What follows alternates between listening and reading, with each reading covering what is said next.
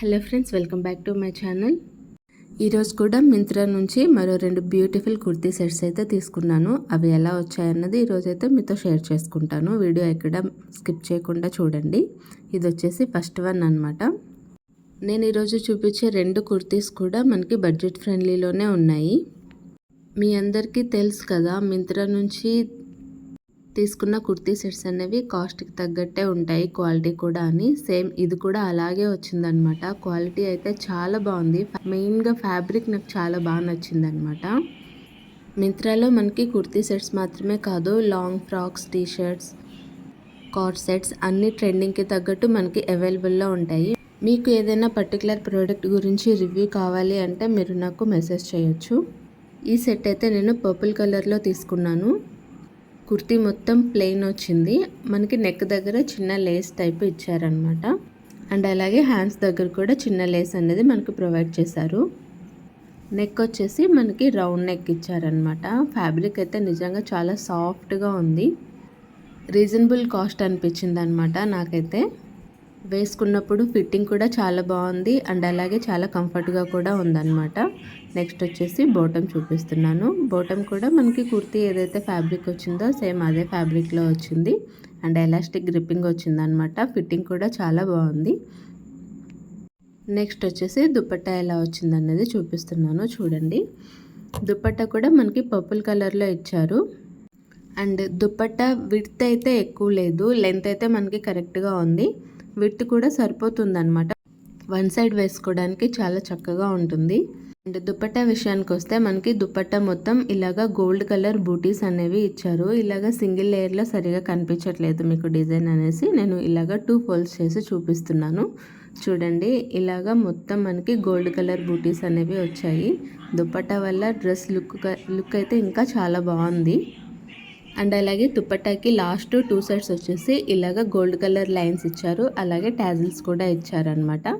ఇప్పుడు వచ్చేసి ఇంకో కుర్తీ సెట్ చూపిస్తున్నాను. ఇది కూడా సేమ్ ఇందాక చూపించిన కుర్తీ సెట్ లాగే 3 పీస్ కుర్తీ సెట్ అనమాట.